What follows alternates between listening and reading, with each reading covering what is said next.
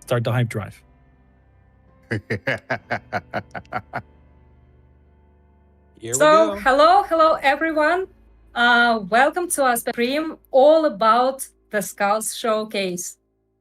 For Warhammer fans, this is one of the biggest events of the year, and today brought a whole wave of exciting announcements that we cannot wait to discuss with you.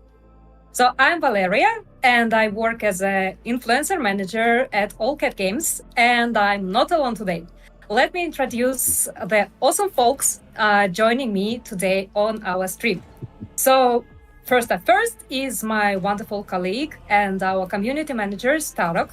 Many of you know him from Reddit and social media, where he always answering questions, helping players, keeping community buzzing.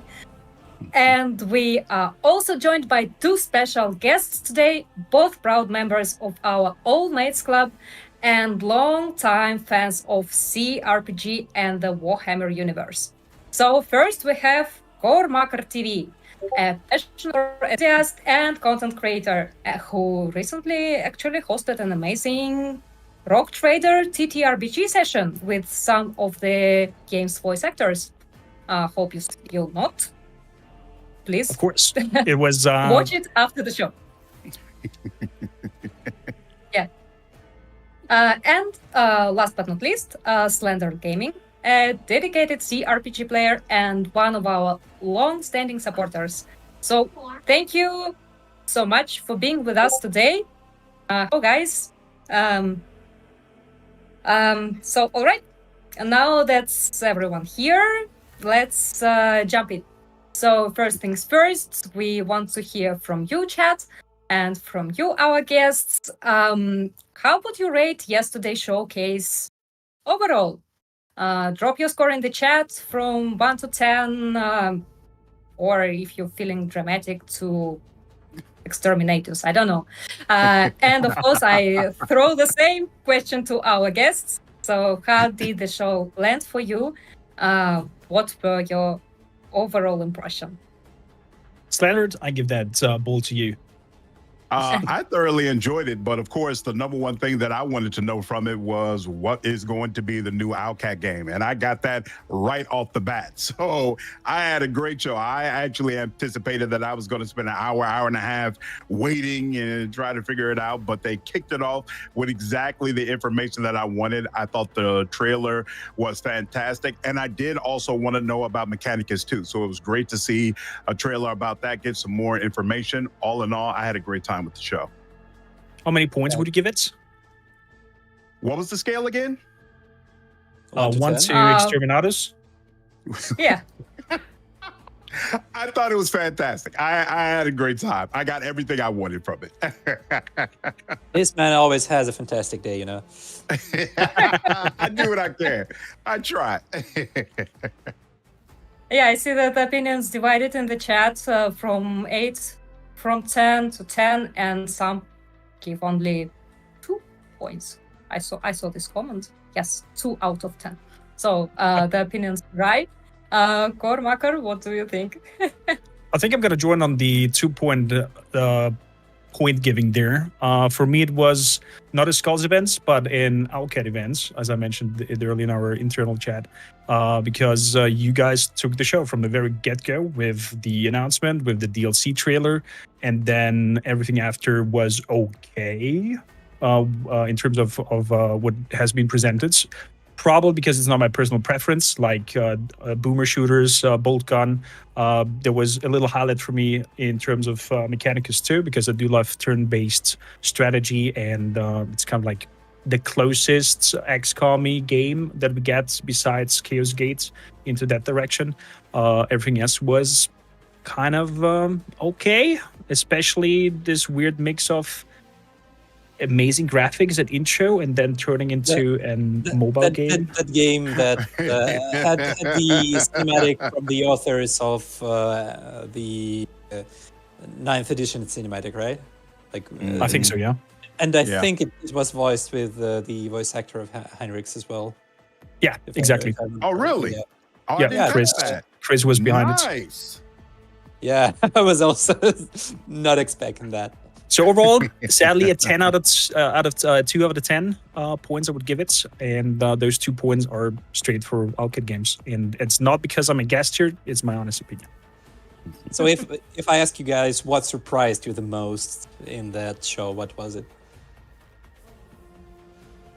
Was it for you, Slandered? I was shocked that you all kicked it off, that the show kicked off with a Dark Heresy trailer. I definitely did not expect that.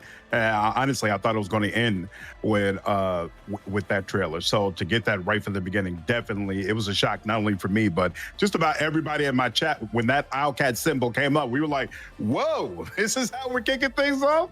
That's kind of crazy. So definitely, that was probably the biggest surprise for me in the whole show.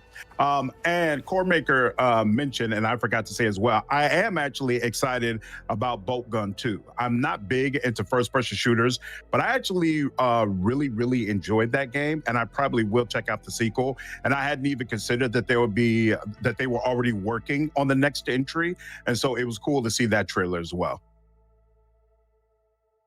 For me, it was the when I saw the Owlcat eye popping up that you had with the Warhammer theme going, I was like, okay, we're getting probably announcements for the DLC happening, the Lex Imperialis, and I was then prepared for that, and then the trailer comes up, the animation comes, we have a similar kind of like art direction with these slightly into the anime style kind of going with the trailer that happened also for the Rogue Trader announcement when Rogue Trader was announced the first time. It's like, okay, cool, inquisitorial stuff happening there, and until the very end where it basically said big into my face, Dark Heresy, then my brain snapped. It was like, what? This is an old game. This is not a DLC. And I was having a watch party with Slandered and Sword Mouse, and I nearly flipped over because I was so excited and jumped away from the table. And I nearly went feet up, but I managed to catch myself. Yeah, actually, it was so nice to.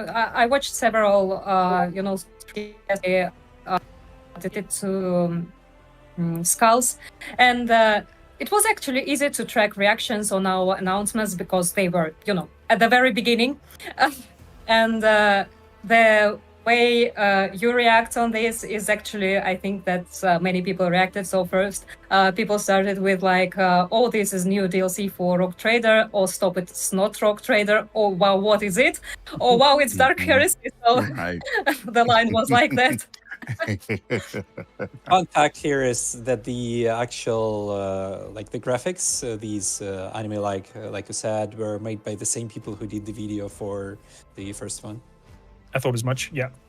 Yeah, Also, so also what kind of caught me there off guard was that you're going with the, I guess, same engine, only improved on top of what you have already built with Rogue Trader.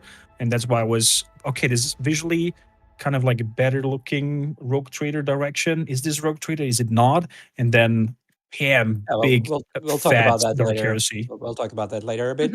There is indeed some improvements. Nice. That's fantastic. So, if you had an opportunity to add something to the show, I don't know, your dream game, your dream announcement, what would it be? Just out of curiosity. So for me, in fact, I think we were talking about this before the show started, but there have been a ton of people who have come on my channel saying, when are we going to get a Warhammer fantasy game? And I would really love for them to finally get what they want. So if I was going to see something added to the show, it would probably be for some developer to finally make a CRPG in that Warhammer fantasy universe that everybody would be able to dive into, so some of those people would finally feel satisfied. Cannot agree more with you there. I see the chat is also kind of agree with you. A lot of people seem to agree. Yeah, that would be fun. But sorry, guys, not from us at this step.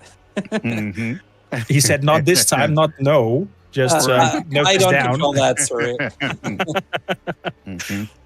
From my side, it's I mean, you got already a very good point there, Slandered, with a Warhammer Fantasy one. I would probably nerd here a little bit and say, please go for the old worlds and not Age of Sigmar, because I find it personally more interesting. And what I think is missing in the Warhammer gaming sphere is a grim, dark, Alien Isolation-like horror Warhammer game, because the setting is there. We could have it like, I don't know, maybe like a typical Imperialis guy who's in the trenches walking around. There is so much dark stuff happening in this universe, and we have only kind of like, I mean, you guys did already fantastic with the prior DLC with the whole Gene Stealer part going already into this kind of direction, and I would love to see one of that, but in first person, in maybe the visual graphics of an Alien Isolation as a comparison, because that's what I have right now in my head that comes closest to sci-fi horror. And yeah, there's potential there. Absolutely. So something like that I would have wished to see there as a surprise, but maybe next year. There's a question that I think will be popping up a lot until we answer it. Is Dark Heresy to Rogue Trader what Wrath of the Righteous was to Kingmaker? Like, in a sense, basically it's a new story, which is located in a nearby space, sort of. It's in Calixis sector, so it's not like half a galaxy away. And it's an upgrade on many previous things that you have seen in Rogue Trader. But it's built off the same foundation as Rogue Trader is. I think you can like both say yes and no, because it's a new, first of all, it's a new story. Some people are wondering like if it's a sequel where you directly continue what you were doing before. No, it's not like that. It's sort of an upgrade. So I actually had a question, because I've been reading up about Dark Heresy since you brought up the comparison to Rogue Trader. My understanding is like Dark Heresy is like a very low-level adventure. So in comparison to that, does it have the same like power scaling as Rogue Trader?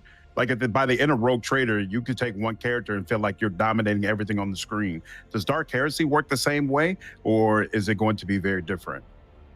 No, it's definitely lower scale than Rogue Trader, because you're starting as an acolyte and you're becoming an Inquisitor much later into the game than you do a Rogue Trader in Rogue Trader. Got you. So a large part of the game will be you going around, like having to sometimes maybe ask something to force something your way. You're not just getting everything because you have the status already. Like the people, they fear the Inquisition. They will often help the Inquisition, but like not that readily as they would do a Rogue Trader, who's like all powerful. Yeah, all powerful guy. You get the idea.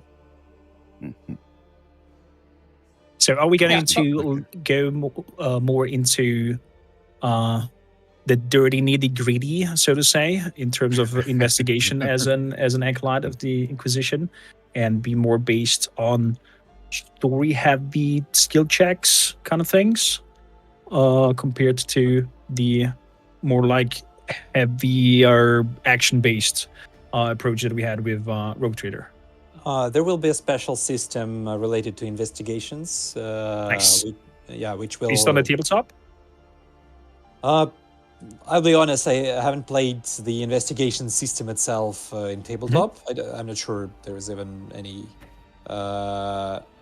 basically, it's a sort of additional mechanic in the sense that you have like in all our games, except that this time this like strategic layer is more connected to the game itself, and it's like more naturally in the flow of the game itself. So basically, imagine like having a board where you compose the facts, the clues you have, and stuff like that.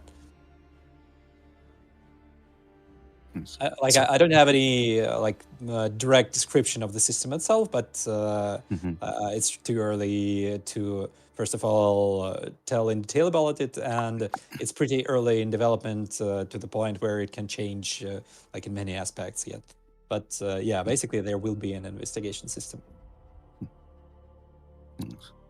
I'm intrigued. Yeah, we have beautiful question in the chat. Can I call my character Hendrix von Kalux? I presume it's about Dark Heresy. If you wish. I think let's try to imagine how many Hendrixes we will have in Dark Heresy after the launch. I, for one, think we should include Heinrichs as one of the default options. It's not gonna happen, but it sounds funny. Nice. Or at least meet him. That would be also interesting. Yeah, another thing that probably people should expect is that, well, in Rogue Trader you had this big epic ship. Here you have a gun cutter, which is like a smaller vessel where it's like a... I'm not sure like what is comparable, maybe Millennium Falcon size, something like that. So, I heard that there was there was in a the interview that comparison. it was compared like Knights of the Old Republic's Ebon Hawk. Yeah. Oh, nice. Something like So Yeah. that Nice. kind of That's size awesome. vessel, yeah. So you have your own ship as well, which will serve as your hub as well. They're, well, you'll see, I guess. All right. Do you all have an idea of how many party members you're going to allow people to have? I think I read somewhere that you all have already decided there's going to be more than the 5 that were shown in the trailer. There are definitely more characters that we haven't shown yet. So these are not the only the only companions that we have in the game. And the party size is remaining 6 people, as far as I'm aware. I don't think there is any change. As the Apparently- party size of how many you take with you and play actively? Yeah, Or- like in Rogue Trader in that sense. Fantastic.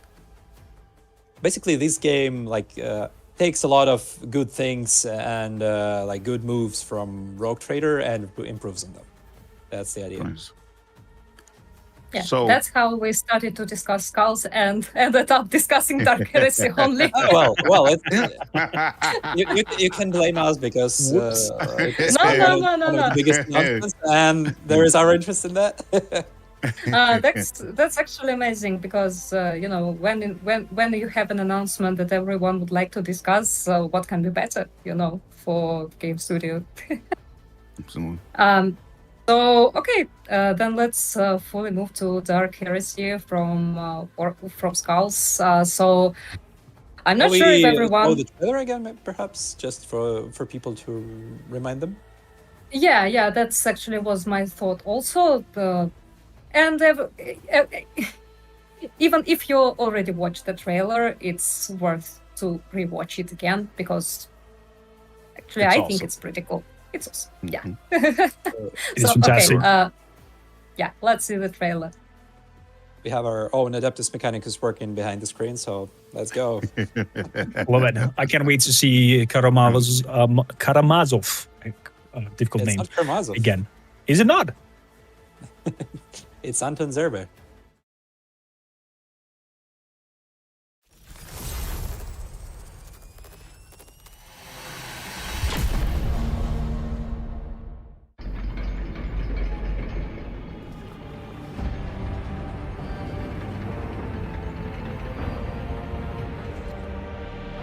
The Imperium is torn asunder. In this darkest hour, we are besieged on all fronts.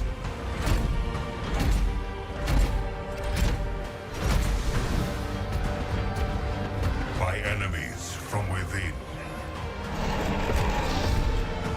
By enemies from without. By enemies from beyond. Still, no matter the cost, we must persevere. Every blade must be turned to our defense. Every soul, every dark secret.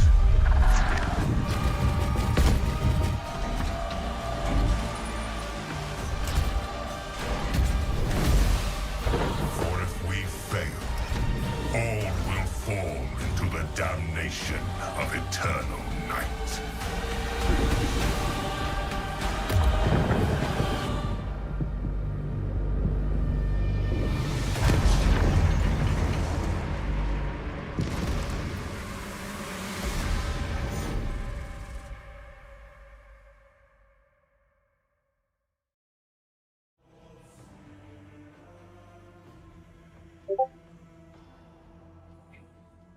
there it goes. Okay, cool. Beautiful. It's always Amazing. great to watch this trailer again. Yeah. So let's summarize, I think, some facts about Dark Heresy that we already know. So that it's based on TTRPG of the same name. You can play as an Imperial Inquisitor, but start as an Acolyte. Investigate heresies and conspiracies. Everything will take place in Calix's sector. Also, Darok, I think that you can help me. I think that we will replace morality matter. Yeah, basically, right? in terms of the story, we will learn what is the Tyrant Star. So basically, that is that's a big thing for the fans of the all TTRPG books, because I believe it was never actually exposed what it is. And yeah, like you said, it's taken the place in Calix's sector, so there are some notable locations you may probably recognize when you're gonna play the game. I'm not gonna spoil which yet, but some of them will definitely be taken in regards to the original source material. So we were basing the game on the stuff that people know and love as well. Like, not only that, but there will be respectful nods to what people know. And in terms of mechanics, we are looking at a number of major changes or upgrades to the existing system of Rogue Trader. So basically, we're taking the Rogue Trader system as a foundation. We're removing the momentum system. Instead, there will be a morality system which will work individually on each character, and which may lead to situations where the enemies that are losing the battle are actually routed and run away from the battle or surrender to you, which should help the issue where if you overpower the encounter too much, you still have to click everything, So there will be that should help to speed things up. Also, we are looking at the increased verticality. You will be able to move on and off the cliffs, stuff like that, because in Rogue Trader the maps were mostly flat, with some exceptions. There will be more of this here, so things like that should increase the variety and the feel of the gameplay. What else? There will, of course, be changes to the archetype system. I don't know the scope yet, but I think there will be a lot of it. It's pretty early in design right now, so there is internally there are directions where we want to go with that, but it's too early yet to announce the actual archetypes and classes or whatever. But if you liked the Rogue Trader system, I think you will enjoy Dark Heresy as well. It will be as deep and as expansive. Probably we're gonna do some improvements so that it doesn't feel that overwhelming as it does in Rogue Trader, because that was a common concern, because you were getting thrown all those 100 of options at you. Probably it's gonna be less devastating this time. I mean, as a fellow CRPG fan, I am always loving when I have those options. I get it if it's for the more casual atmosphere, easier to not have so many things to choose from and help you decide there. It's always, of course, potentially overwhelming when the list keeps on growing and growing and you have 1 out of 200 options to click. I myself am an enjoyer of deep things because I do love to roleplay my character, and the more I can choose and the more I can, do the cogwheels on my character, the more I can immerse into him and into the class he's going. Are we allowed to talk about classes, potential things that we can do with the main character? Sure I have any information for you yet on the archetypes, actually. Somebody in the chat is really scared that we're dumbing the system down. No, we're not. Trust me, we're not. Like you will find all the crunchy numbers as you like from Rogue Trader. I got a question on that same subject. So I know you all announced that the game is going to be fully voice acted. And there's been a lot of people on my channel who are afraid about that, who basically feel like if you have a game that's fully voice acted, it's going to force the studio to have less dialogue, less exposition, because all of it has to be voiced. And I know you all have said before that you feel like that's not going to be the case, but can you speak a little bit more to that? Yeah, sure. So basically, we're changing the pipeline of work a bit so that the sound team actually gets to work on things earlier than before, because they used to start much later than they do now. And I've already seen some of the first dialogues in the game, and they look absolutely as complex and long as they did before. In general, we would like to make the whole game a slight bit shorter than Rogue Trader, but more like to the sides, you know. So like more variety, but less length. We feel like that improves on the experience. Awesome. Going back to what was mentioned before, I feel like when it comes to all the different options, the problem wasn't the amount of them. The problem was that the game just threw it at you all into one list, and it made it very difficult to try to parse through it. Whereas I feel like the system's actually much better now because you have those different sections and those headers so that you can filter through them and get to exactly what you want. And so I think if the system had been like that when it first launched, you might not have received that same feedback, and people might have felt a little bit better about it. Sorry, just a second. Our dear tech priest, they say you have your Discord notifications sounds popping into the stream. Can you please put yourself in the red mode so you don't have any? Thank you. Yeah. No problem. And also, I find an interesting question in the chat. So all of them are interesting, and just want to answer this particular one. So. The question is, and is it beneficial in the actual gameplay to keep an enemy alive in some cases for better outcomes? Maybe I don't have a direct answer, but kinda. So it's also from the interview that was given to PC Gamer recently. So, and it's actually pretty interesting for me. So any unit can lose their grip in combat, start to panic, even shooting their own teammates or fleeing from combat. So we decided that when you are playing an Inquisitor, you need to frighten your opponent. So you've got an option to not just kill everyone or talk. You can just scare them and make them go away. Yeah, and you can make whole builds around the morality system. So there will be mechanics to actually force people to flee. So if you want to play like a fearful Inquisitor that is like intimidating his foes, you can do that. Would that play into my hands in terms of I don't know, if I want to seek out some information and I play this fear card in order to force them down to not actively engage in combats that might end up gleefully? Can I potentially use that in order to squeeze out information out of them and get intel?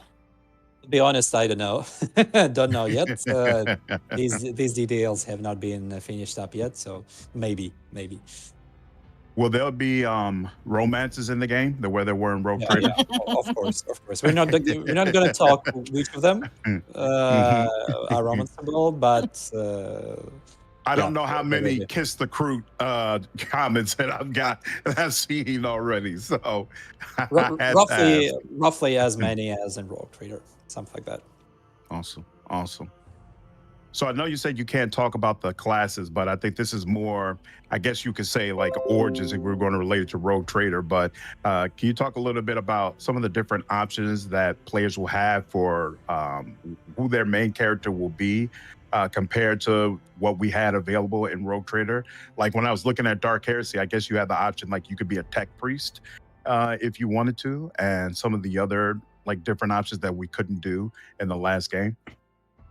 Well, I'm not gonna give you the list But yes, sorry, not this time, not this time. This will be, of course, real separately. We will be using like some of them you might know from Rogue Traders. Some are going to be the new ones. There, I'll keep it a bit of a mystery. We how to even explain that? Basically, one of the origins that we had in Rogue Trader is probably becoming an archetype in Dark Heresy. Nice. That's not probably a finalized decision yet. I'm doing it on my own. But yeah, so basically this hasn't been told yet. But yeah, the plan is to rework one of them as an archetype, or whatever comes in place of the archetypes. Awesome. Somebody in the chat was asking whether it's coming from Mac. Yes, it's coming from Mac. I think it's an important thing. Whether it's coming for what? MacOS. Oh. I think we've for some reason missed the MacOS symbol from the press kit, and people got concerned. Okay. So sorry, go ahead. I don't think that. Yeah. Just I don't think that we covered companions quite enough in the trailer, and there is more information about them.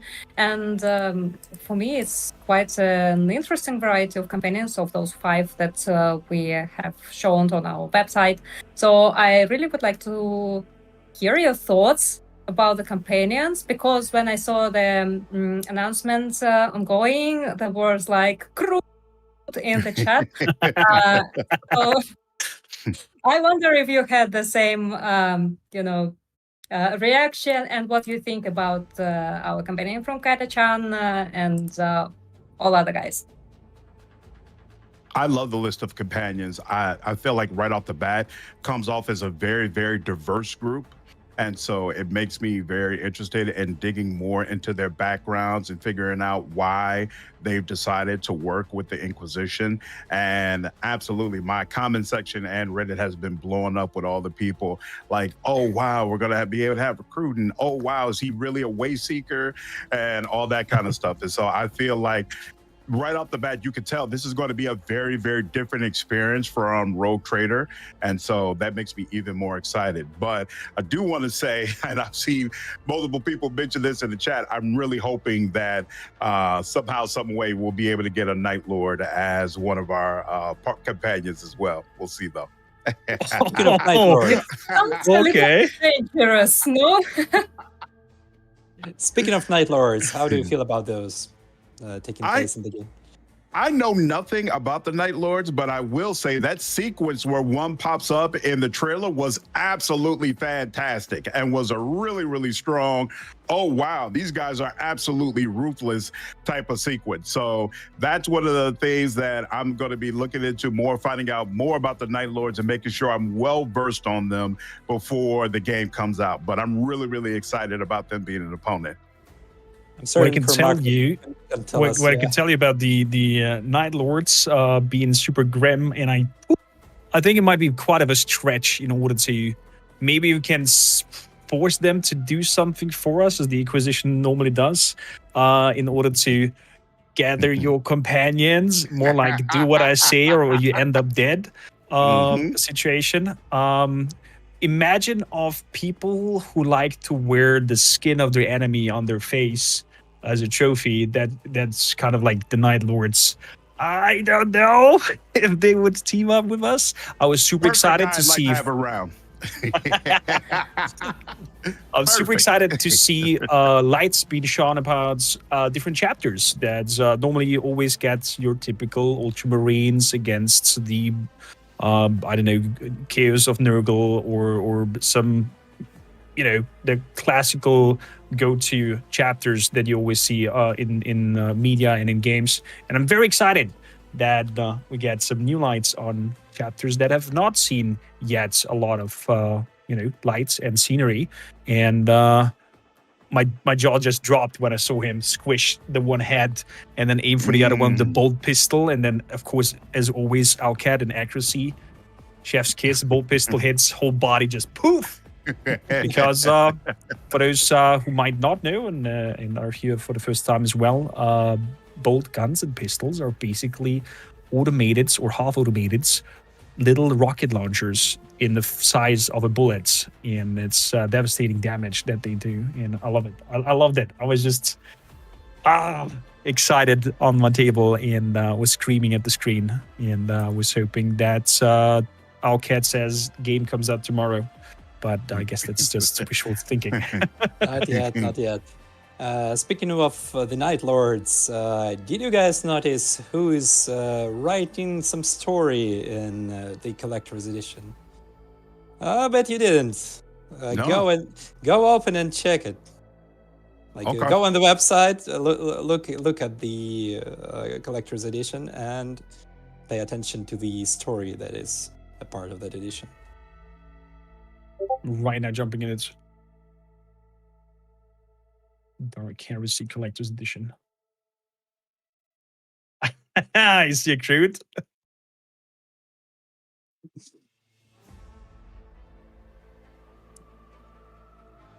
The Nightlord story. Ooh.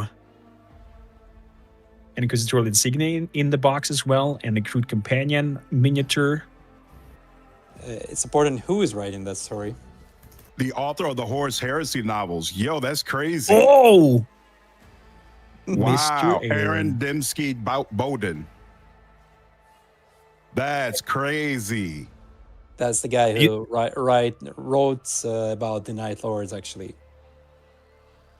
That's I was just wanting to fantastic. ask, did you send one of his own creations to his home and be like, you write this better, or That's awesome. That's awesome.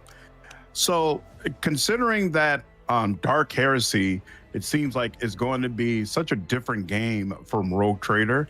What made you all decide that you wanted to take a lot of the systems from Rogue Trader and use it and refine it for this game, as opposed to doing something completely different? It's more or less the same approach as there was with Rogue Trader. Not all of the mechanics of the original games translate well into the computer game experience. So basically, we're gonna pretty much do it in a similar way as we did with Rogue Trader. There will be recognizable things, recognizable stats, some names and stuff like that. But the system itself is more homebrew than the actual original system. But it still takes the foundation there. So it's sort of a mix between new and the old, you know. I'm certain you all had those situations where you played the Dark Heresy TTRPG, and then something was missing you a few times in a row, and then instantly kills you, you know, that kind of stuff. I've played myself. We actually we've told this before many times, but it's still true by this day, despite our vastly increased size. Is that whenever we make a new game based on a TTRPG that already exists, our lead writers, directors, and other good people, they work as GMs for the rest of the team, and they actually hold weekly sessions or bi-weekly sessions of that tabletop game. For example, I had the honor to play Dark Heresy with Anatoly Shestov. So, wow. the same person that just gave interview to PC Gamer. So I guess we could show some materials that we have about. Please do if you have. Yeah. Absolutely. Sirtek Priest.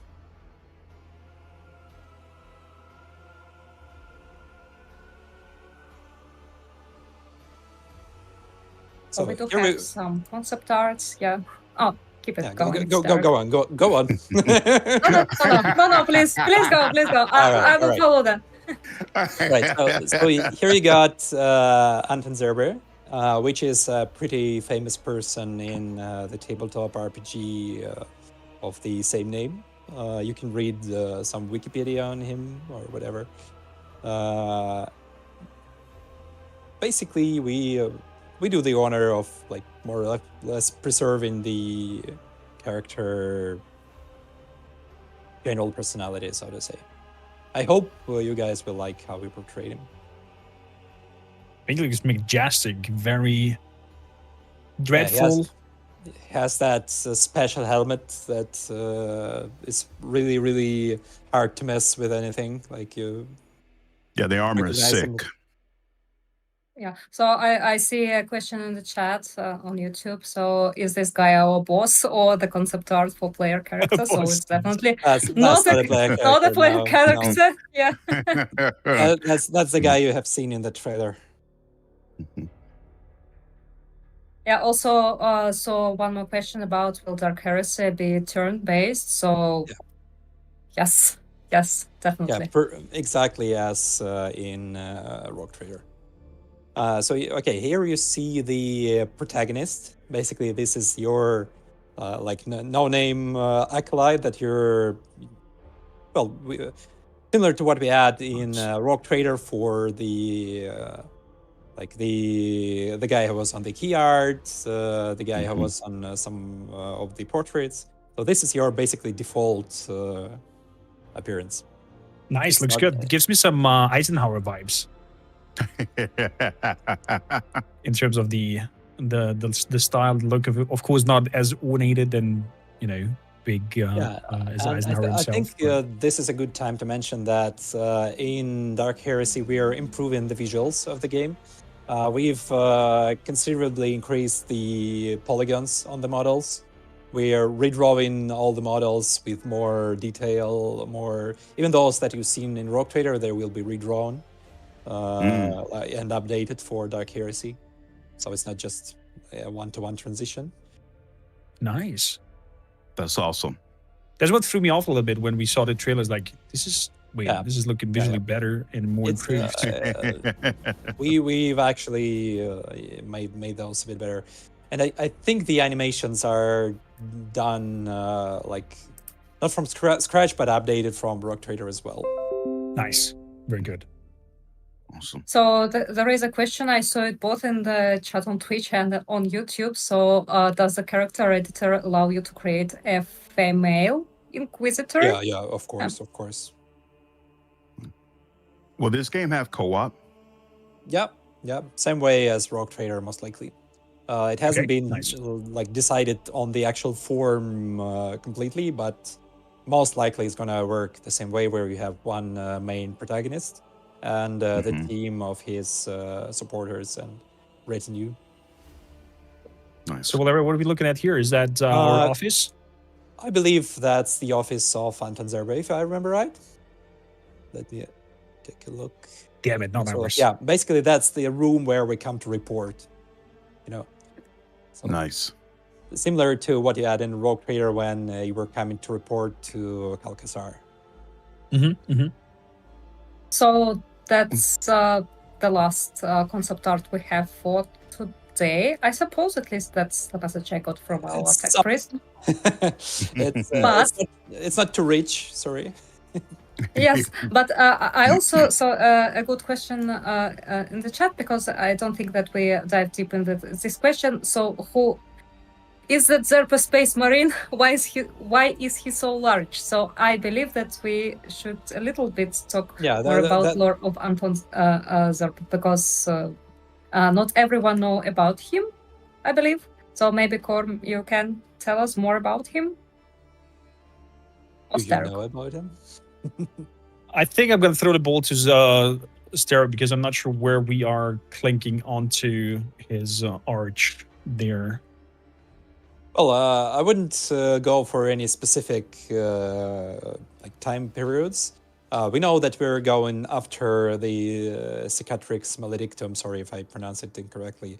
Is already up, so we are going the Imperial Nihilus, if I remember the pronunciation correctly again, era. So the Imperium is already divided, and that's where we're coming in. Fantastic. And to answer the question, just sorry, about the armor, it's a human in a power armor, so it's gonna be big and bulky. Yeah, definitely not something that we have with the Adeptus Astartes power armor, but it goes into that kind of same direction, amplifying the body physique and letting somebody be more powerful, more presentable in terms of its size. I'm not sure. Should we go into his background, or do we want to have probably the not too players? deep? Just to explain, like who this kind of person is, for like what can a man of his status do in the Imperium? That's going to be probably a better way. So imagine, in terms of the Inquisition, some sort of and comparable to nowadays FBI, with the force of not having the needs of the allowance to go wherever they want to. If they have the thought of any heresy or the thought of any conspiracy going on against the empire of mankind, they're not kind of knock on your door and be like, we want to enter and check out the area. They will kick in the door, come in guns blazing probably, and ask, or probably shoot and ask questions later. That kind of mentality you can think of. Plus, very often accompanied with psychic abilities that are used to torture the people, in a sense that they confess to a crime or to a specific situation. If it's actually true or not, or they just say and comply in order to have the situation stop, that's something completely different. Because they try to brute force their mentality and opinion on what's going on. Other than that, I'm not really sure what I should give off from the character. That's probably enough for the starters. Nice. So, what do you guys hope to see in Dark Heresy? Slandered. I love mysteries. I love investigations. And so I'm really, really excited about playing a game that is going to allow me to delve into that more. And I know some people in the chat might disagree with me, but I actually love it when a game has me doing mysteries and investigations that you could potentially fail, where there's multiple degrees of success, where, you know, you can kind of just, okay, you solved the mystery, or you went above and beyond, figured out all the clues, and really, really put together what was happening in this situation. And so you were able to get a special result that most people probably weren't able to get. And so I'm hoping that this game is going to provide really, really in-depth investigations that'll provide multiple layers of success and potentially make a player feel a real sense of gratification when they're able to do everything involved with some of these quests. Good. Yeah. Oh, and I'm also hoping for some cameos from Rogue Trader, because as I understand it, this game is set close to where Rogue Trader is and along the same timeline, correct? So technically we could potentially see people from Rogue Trader come in and be a small part of the story. So I think that would be really cool as well. No comments. If you read a message of somebody trying to introduce you into somebody, you might know that the Rogue Trader is coming and the Adelard will appear. Yeah. But I'm there with Slandered. I hope to see an in-depth mechanic in terms of this whole inquisitorial vibe and investigation there, playing the detective, and also a level of depiction of, if you fail the investigation, that you have still several outcomes and you're not forced to do the so-called safe scumming of like, oh, it didn't plan out as I want, like I'm going to reload and do it again. And it actually encourages the pathway of even go on with your failure and see how it plays out, because maybe your failure leads to some unique situation that normally you won't get because you did the investigation right and you pointed out the person who is at fault there. And maybe if you didn't manage to come to that situation and I don't know, maybe a cultist is planning some secret ritual that you want to find out where it's happening because you're under time pressure. And if he succeeds, then I don't know, maybe he's praying to the blood god and making a blood sacrifice. And if you don't manage to do that, you get some demon infestation because of that, or some portal opens up, something like that. And if you manage to do it, some other stuff happens. So kind of like, multi-branching butterfly effect. I would love to see that happening. And I think then everybody will have a very unique experience of their game line and approach. Absolutely. I will give a small investigation option for you guys for future. One of the people in the chat has actually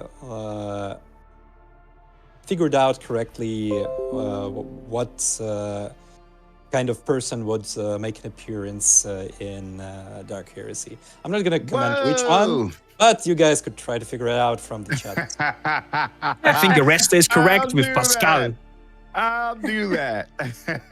Actually, there was one other thing actually that I'll mention that I'm really hoping for, and this is actually more so for my community than me, because I'm still diving into Warhammer. But the true Warhammer fans, the number one thing that they have asked for that they would love to see added to Rogue Trader is an orc. they have been swearing up and down, where are the orcs? Where can we see one? Can we get that them as a party member? So does it seem like there's going to be one in Rogue Trader based on the description that I read of the upcoming DLCs? But my hope is that somewhere in Dark Heresy, they're going to get some more of that orc content that they're looking for. Hopefully. Yeah, guys, and I'm really curious, when you will be first playing Dark Heresy, which kind of Inquisitor you will be? Because you actually can, blame innocent, and nobody will be able to, resist you in this decision. I think overall that depends on what kind of character creation we can do there. I do love to roleplay my characters. With Rogue Trader, I also went the amount of voice acting myself, everything that was not voice acted, and really dived into the storyline. And I guess depends if I want to go fully on a dogmatic approach and be very truthful to the inquisitorial path, then I guess all means necessary to get the outcome or the goal that I'm looking for. So I probably will stomp over corpses. I wouldn't mind for collateral damage. I don't care, as long as the solution or the resolution I'm looking for is there, and I, figure out whatever I was sent out by the Inquisitor to do. There will definitely be spots where you have to, pick between the worst and the worst. Are you ready for that? 100%. I see quite a lot of comments in the chat voting for Radical Inquisitor. So that's actually what I was about to say. As a content creator, the first time I'm playing the game, if I'm live streaming it, then I'm always really conscious of trying to give people an experience that they haven't already had. And I feel like most people who play this game are going to be trying to stick with being an Inquisitor and be loyal to the Emperor and all that kind of stuff. So I'm gonna go the exact opposite route and play a heretic who's basically trying to destroy the Inquisition from within, and see what kind of playstyle that the game allows me to have. I think I've actually heard you in the videos where you explained this regarding the swarm that works in Pathfinder, because you wanted people to experience what they usually couldn't have the... The first time I live streamed Wrath of the Righteous, I did it as a lich, because I figured everybody was either going to be angel or they were going to be demon. And so I was like, I'm going to be lich and be relatively sure that I'm giving people something that they're probably not seeing on other channels. That's one of the things I love about Owlcat games. You all usually provide so many different ways to play a game that it's very, very easy for me to craft an experience that feels unique to my channel and what's going on with me.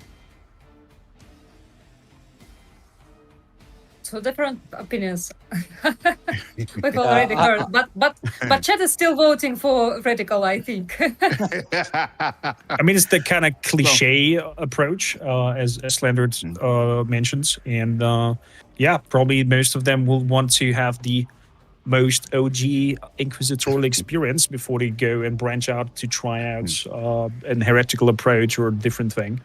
So probably that's why they are routing for that. Yeah. Can you talk a little bit about how does disposition work? You know, because obviously this is totally different from Pathfinder, where it's like lawful good and lawful evil. And then in Rogue Trader, we had like dogmatic or heretical or iconoclast. But I don't know, does that shift over? Is that the same thing in Dark Heresy, or is it different? In a way, Okay. yes. Basically, you have the radical, which is pretty much do whatever it is necessary for the victory, you know, so like use forbidden tools, use some heretical artifacts, employ Xenos, employ whatever on the verge of heresy methods you can think of. And the Puritans are the opposite, where you are like, only faith in the Emperor saves us, just make the decisions only if that is good for the Imperium. So basically, you're either like loyal and dogmatic, or you're completely trying to go the route of the ends justify the means. You know. Nice. That's the idea. Now, in previous Owlcat games, I felt like the music has been a really, really massive part of it. Is that going to be the same way in Dark Heresy? Is there going to be a big focus on what sort of music experience we're going to get? I'll answer easily. It's the same people writing the music, so I guess. Awesome. Works for me. Works for me. Well, actually, there is more of them, I believe, this time. But even better. I have a lot of faith in that group. Yeah, I found the best reason to go full Emperor Inquisitor in our chat from Revan. So going full Emperor, not for RP, but so my Ogryn companion will be able to say the Emperor is proud of him. Oh, it's I mean, who doesn't want to please that big old baby? No, there's that picture where there is an Imperial Guardsman and an Ogryn sitting there, and the Ogryn is saying that the Emperor is going to be proud of him. And then the next picture where there is just only the Guardsman, and she I think, is saying that, yeah, he would be proud. It's kind of sad. Crazy. Somebody's cutting onions. It's circulating on the internet. Like, I've seen that picture a lot of times, but it's pretty sad. Yeah, it's one of those pictures that randomly bring a tear to your eye just because of whatever you're seeing on the screen. What it represents. I think I'm pushing towards that whole dogmatic approach just for that reason, to have back pats from my Ogryn big brother who's like, good job, you fella. Nah, I'm gonna be pure heretic, breaking hearts everywhere that I go. How do you manage to do that? Because whenever I play, I can't make the pixel characters sad, whatever. So, you know, before I had a channel, I was the exact opposite from the way I am now. My first playthrough in the game always had to be as a good guy. I had to be good and kind to you first. And then in a second playthrough, I was more okay with being evil, but I couldn't be evil right off the bat. Whereas now, I love when I get those opportunities to do something crazy and cruel and terrible, because I'm like, I know nobody on my channel has done this. Like when I was Swarm and started gobbling up party members, I'm like, I know nobody bothered to do this. I can't wait to cut these videos and release it to everybody. And I got the exact reactions I wanted to get. Interesting. I'm not sure I would be ever able to play something like the Swarm or like the... Actually, interesting thing is that in Warhammer 40k world, it's easier to play evil characters because everything outside is so dark. Yeah, I mean, in that world is more or less where you're standing from your point of view in terms of evil. Because even the betrayer chapters are, from their point of view, thinking that they're doing the good thing because that they're heroes. That they're heroes. There's the false god emperor on the throne, and we have to put him down. Yeah, that's why when I did the content for Rogue Trader, I did it much differently. Like in Wrath of the Righteous, I had a bunch of videos where I had clips of everything that you could do, whereas I completely shifted my focus in Rogue Trader because I'm like, a lot of the evil, awful things you could do, other people are going to be doing it as well because it makes perfect sense in this world. Like, you're going to be going that dogmatic route, so everybody would be doing it.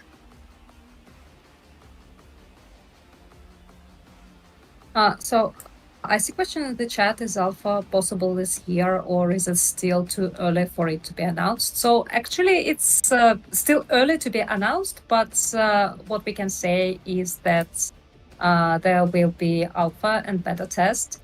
And if you pre-order developers digital pack or collector's editions, you will first try Dark Heresy when the alpha goes live. So stay tuned for the date. Yeah, Awesome. We'll see. and some people have been asking whether it happens in summer. No, sorry, it doesn't happen during the summer. It's not that close. I mean, that But, means we have enough time for a Rogue Trader playthrough with the new archetype and DLC. class. Yeah, so that's actually what we are expecting this summer. So this is Lex Imperialis DLC, and I think that's thank you guys a lot for all your questions in the chat about Dark Heresy. Unfortunately, we cannot answer some of your questions, especially deep ones about mechanics and details of the story. But this is because we've just announced the game and we have plenty of time to tell you more about it step by step. So just stay tuned for the news. And now we can say. And yes, I think that now we can move to the discussion of something which is pretty close to that moment, is the release of the DLC. But before we move on to talk about our expansion, we have some surprise for you, for our guests and for our audience today. And it's not just a simple surprise, it's a musical one. Ooh. So, Starek, won't you you have no mind idea. if I tell a little bit more, or it's just be I think surprise let's and talk. after? Let's talk about it after. Let's talk about it after. Good. Just Good. I agree with that. Okay. Sir Tech Priest, let's rock.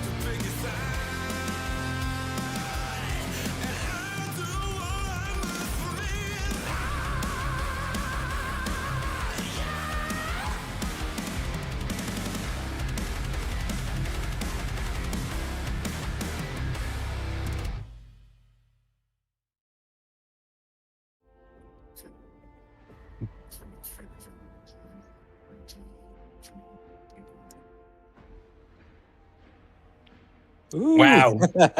Yeah. Wow. Oh, you Big guys shout out enjoyed to it. Jonathan Young. He's funny enough and a musical sponsor of the channel since I think day one. And fantastic creator out there making lots of great game heavy metal coverages. And I love it. I love it. I was just smiling all the time and rocking along.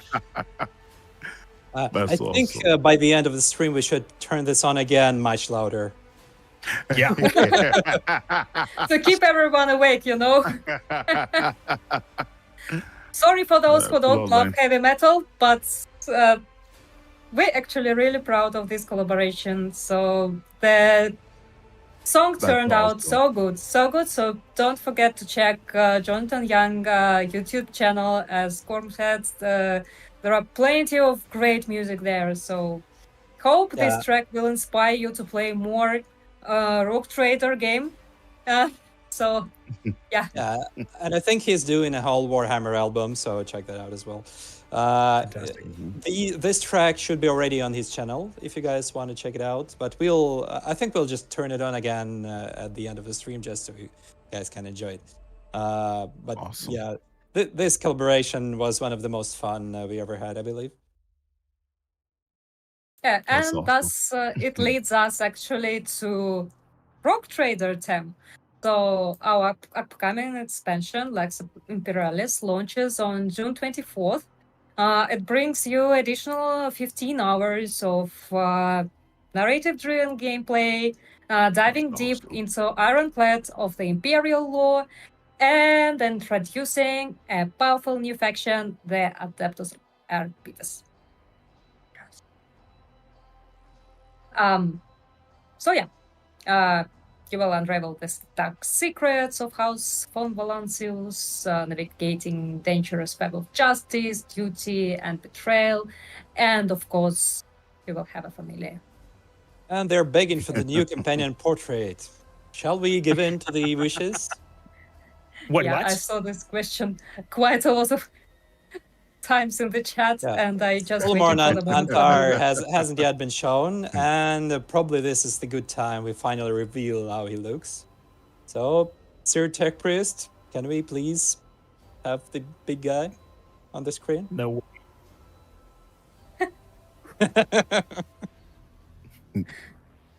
And there we go.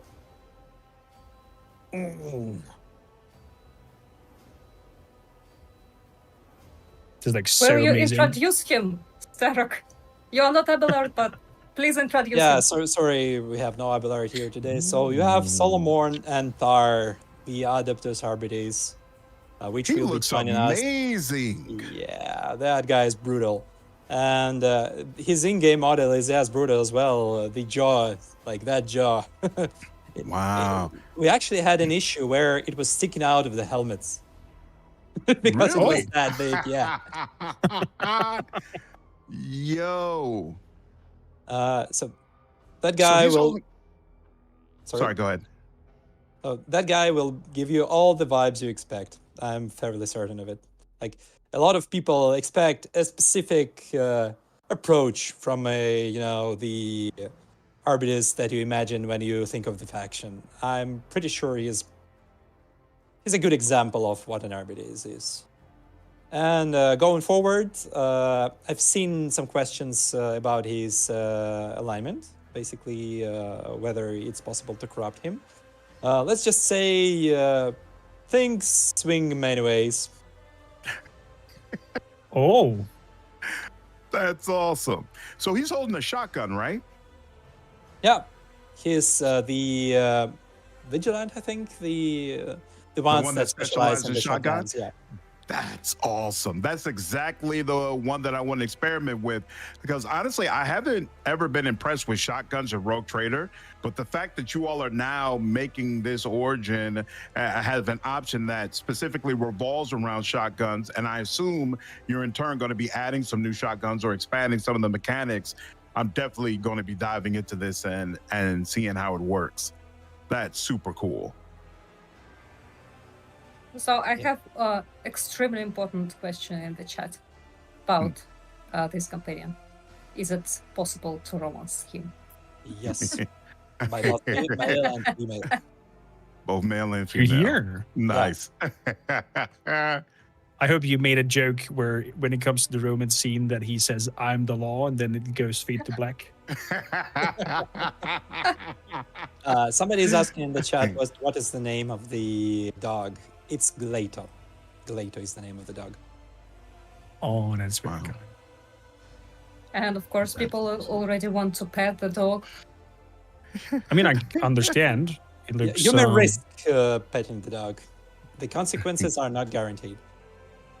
Like good consequences.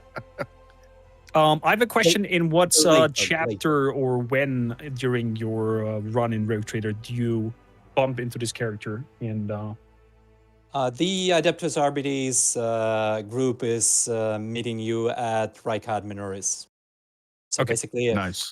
there was that Act one. spot on those streets on Rykad Minoris where we felt there were some repetitive encounters, like there were a few similar Lucan encounters with just some random misfits, whatever. And one of those is these days, basically, you've seen the video in the trailer where they come in, pushing everyone out, shooting things. That's the intro of the RBDs from the nice. Adminerist scene. Perfect. Fantastic. So we're getting a Perfect. full squad in action and view on the Arbites in their thing. Cool. And there is one more interesting thing. At some point through the story, similar to what you had with Kibella, where you had a mission where you play as Kibella, there will be a mission where you play as the new companion and his squad. Basically, you get to rule a team of Arbites. That is I'm fantastic. looking For a forward moment. to that. That's awesome. So what made you all decide you wanted to go in this direction to add RBDs as an option? This has been decided a while ago. I'm not sure about the origin of the whole thing. It's basically something that fits well with the general theme of the rock traders, because they interact with the tithe. Sorry, I'm bad at pronouncing. So rock traders are sort of independent, but the tithe must still go. So whenever something relating to the tithe is happening, the RBDs are there. So let's find out what's happening with the tithe coming from the worlds of Von Valancius. Nice. 100%. And you also mentioned down that for it. we're kind of exploring a little bit in these 15 hours of extra content, some more background and secrets of the Von Valancius. There will be multiple planets to see, and there will be pretty interesting concepts to see. I think just to make this stream a bit more spicy, I'll tell about one big thing. We're visiting a feudal world. Oh, That's interesting. Yes. That's a big reveal. We're going to show a lot of things about it later down the line, but think of it as a sort of forward mention. Wow. That's definitely different from what we've been doing before. That's awesome. Are there going to be is there going to be anything new regarding ship combat with this new DLC? Actually, sorry. yes, so there will be, but our game designers asked us to keep in mind that Lex Imperalis has a different core focus. So there will be space battles, new mechanics, but it won't be the main, thing of the expansion. Okay. So what this DLC does add to the game, is it going to be similar in scope to Void Shadows, the way that game, it gave you a new party member, new quest, but it also added armor and weapons and accessories based on the new archetype? Is this going in a similar direction with the archetype? Yeah, you can expect a lot of items. Interesting fact is that the shields that are coming with the this expansion, they're becoming a part of the base game. So they're going to be available across the whole, not only in DLC locations, but across the whole game. And if I'm correct, they're going to be available even for those who didn't buy the DLC. So they're like new baseline. So it's a free upgrade, essentially. Sort of, yeah. And of course, there will be new items. I've seen somebody asking about the Argento's helmet that has been lost from the original game. Basically, it was drawn for the trailers, but never included in the game. As far as I'm aware, that's going in as one of the items of the DLC. So I think we can cherish that. It's finally there. I'm actually surprised that nobody in the chat with the DLC announcement asked, is Argento finally romanceable? The Emperor is her heart. Why you poke that beehive? You wrote it up with the helmet, I'm sorry. What made you all decide you wanted to do 2 more expansions for Rogue Trader? Basically, the first DLC was really well received, and the team has a lot more new ideas. You have probably heard the planned concepts for DLC 3 and DLC 4, where in DLC 3 we're meeting Trazeen the Infinite, and in DLC 4 we're visiting the Processional of the Damned. I've seen a lot of people worrying that, or well, not exactly worrying, more like wondering if we're going for a procedurally generated dungeon like the Midnight Isles with the number 4. Right now, that is not the plan. Like, it's not completely set in stone on all levels whatsoever yet, but right now there is no plan to do that. Unless, I don't know, we have some sort of impossible wave of comments that tell us to. But yeah, there will be a new companion in each. There will be a new storyline similar to what you've seen in Void Shadows and Lex Imperialis. There will be new locations, new items, stuff like that. So pretty much everything you expect from the DLC. Nice. So what do you feel like players are going to find compelling about the new Overseer archetype? Basically, it's a pet archetype. People love pets. They've been very popular in Pathfinder. Oh, yes. Oh, yeah.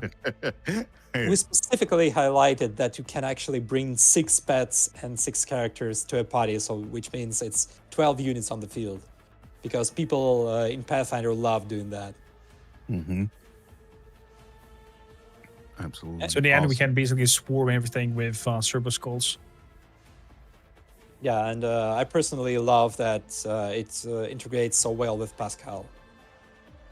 Because he really before he didn't have the secondary archetype that really fit his roleplay, you know. Because Bounty Hunter and Pascal didn't make much sense in my opinion. But like in terms of lore, not the mechanics, of course. And here with the service skills, he feels natural to me at least. Wow. I hadn't even thought about him, but I'll definitely check that when I finally get access to the DLC. Kinnicut from chat brought up an interesting question in terms of the new content you're probably going to experience, as in like literally getting XP for that. Will the whole game be also adjusted in terms of, level scaling and the not extra this time, 15 hours? Not this time. So this time you're going to be pretty powerful. But later on down the line, we're looking at options how we can deal with this problem, because we are aware like the XP is going a bit over the board. And we know that the experienced players would love more challenge, because they love the combat in DLC 1, and in comparison the base game combat feels weaker. Like it's easier to basically win the encounters with all the content you get from the DLC. So we will be thinking on that. There are multiple decisions and even designs that we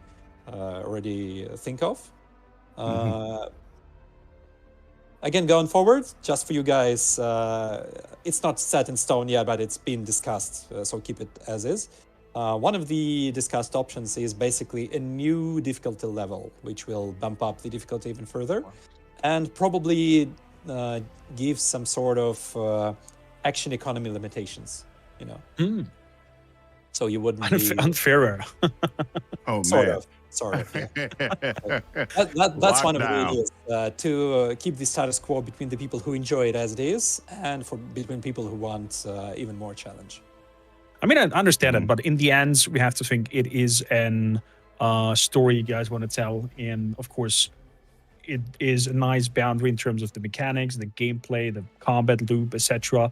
But for me personally, it's always I want to experience a storyline, and this whole kind of like mitigating max damage, min-maxing is interesting for second, third, fourth playthrough when I go for unreasonable high challenges or try to do a challenge run or something like that. Yes, definitely. But I get it that there's not the focus on trying to balance the whole level span and spend a lot of resources on that beginning with it, and more focusing on bringing in a new background, a new class, new content, and have the focus rather on telling a cool story. Yeah, the story remains like a lot of focus, but the mechanics are not something to be forgotten either. We are basically always balancing between the story and the mechanics. Because we have players that love both, or players that love either one or the other. That happens as well. That was one of the mistakes we did in Wrath of the Righteous DLCs, when we released DLCs only for one category of players. We no longer do that, and it's been looking much better these days. I believe we had something we wanted to do, Valeria. Yes. So I see quite a lot of questions in the chat about DLC 3 and DLC 4, but while we are still discussing DLC 2, we would like actually to give some presents, and we would like to give away several DLC keys for Lux Imperialis. So our tech priest will publish a giveaway in the chat. I suppose it's how that works. You will be able to type the necessary word and win the key. Oh, nice. I'm gonna sneakily go into the chat. Here, tech priest, go on. We're gonna launch a bot now, right? That's gonna yes. That's how. There you go. Yes. There we go with hashtag All Lex Imperialis. Okay, so while people are participating, we can continue discussing DLC 2. So what other questions did you guys have while people are busy with the lottery? So one of the things that I actually always wanted to see expanded in Rogue Trader was more content regarding the Necrons. I feel like I didn't get to dive into that enough. And so I'm really interested that you all are going to do that for the third DLC, and specifically bringing in the Trazen character. What made you all decide you wanted to go that route? Well, we indeed, as you remember, we've done the survey recently where people were exposing what they would like to see, and among one of the most popular options were the Necrons. Despite me actually forgetting to put them into the list, and people actually clicking other and typing in Necrons. Oh, so I wasn't the only one. Nice. Yeah. A lot of people were doing that. So they were one of the most popular choices. And we thought if we were going Necrons, if we were expanding their theme, the only most expected character associating with the Necrons is the legendary Trazen. So we knew the reaction would be excited about the guy because damn, he's awesome. And there is so much stuff you can do with him in terms of like the variety of things you can show when you show the treasury. So Awesome. it's I'm back, a looking lot of forward to it. interesting stuff. So I see question in the chat. So, wanted to ask, what made you guys decide to do Season Pass 2? Derek? Yeah, sure.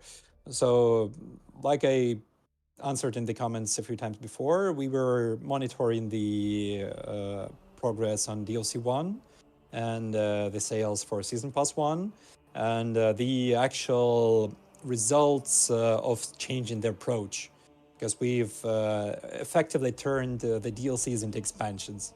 The DLCs in Season Passes for Rogue Trader, they're bigger and more complex than the ones in Wrath of the Righteous.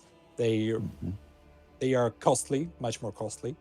And the first one was even more costly because it got delayed that much, and we actually squeezed much more content there than originally was supposed to. But we thought, well, if it happened, we didn't want to cut things, so we had to take our time and even delay the release date after announcing it. But I believe people are loving it, so it was worth it. People worked day and night to bring it live. For example, one of the main people behind the story of White Shadows is the writer for the dwarf in Wrath of the Righteous. Oh my god. Kill me, the name has slipped out. Are you talking about the one who was basically disgraced, right? No, the companion, the Dwarf companion? Braber. Yes, there we go. Yeah, that's so bad of me. Actually, I finished the game. I had him in my party. I forget the name. Braber. He played a major role in the creation of the DLC.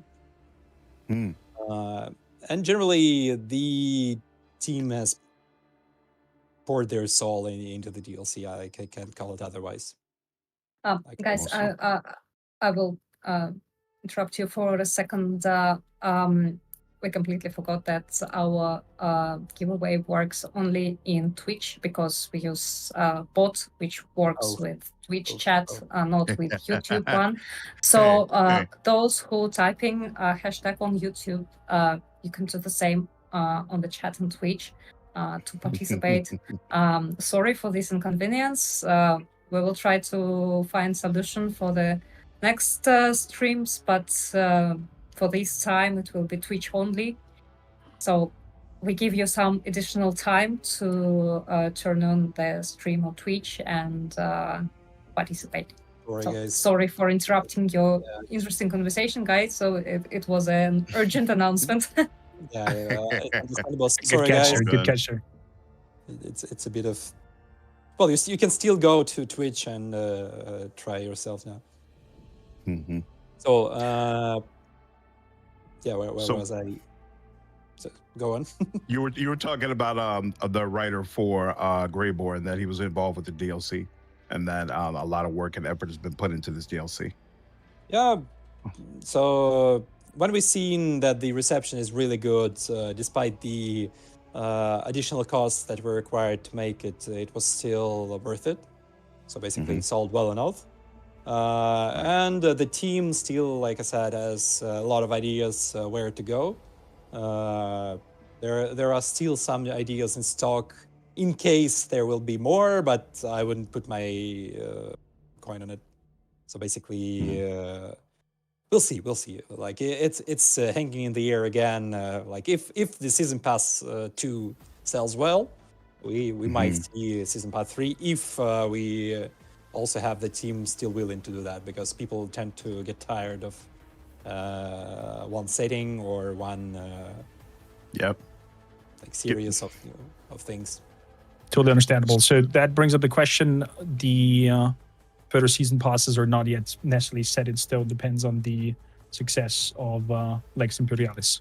No, the Season Pass 2 is set in stone. So that is happening. I mean third and fourth. Like third Fourth, I don't think so. Like the third is a possibility in case Season Pass 2 is going well, and there is still Gotcha. the team that is willing to do that. Gotcha. I also love how sophisticated the answer around why Season Pass 2 happened and Lex Imperialis and the whole Arbites branch. I was actually expecting a very simple answer that some of the team watched Judge Dredd and they were like, I'm fairly certain Yes, that in here. that played a part. They're just so cool. Speaking of which, there was a question in the chat. Why is there Arbites in Darktide? And the answer is we have no idea. That was as a surprise for us as it was for most. Nice. interesting. So it was not kind of like a crossover shenanigan No, between you guys. that's random, but funny. That's awesome. Well, So, I guess somebody on the higher ups may have known, but I didn't. For me, it was a full surprise. is it a completely different team developing Dark Heresy compared to the one that was working on Rogue Trader? Partially. Basically, we had the team that finished Rogue Trader. They had some of the veterans remain on the project and take some new members of the team that they would teach and show things around. And then the rest of the team has moved on making Dark Heresy. And then you have the basically newer team guided by the veterans that made Rogue Trader, which is working on the DLCs. We had the same sort of system in place with Wrath of the Righteous, and it worked pretty well.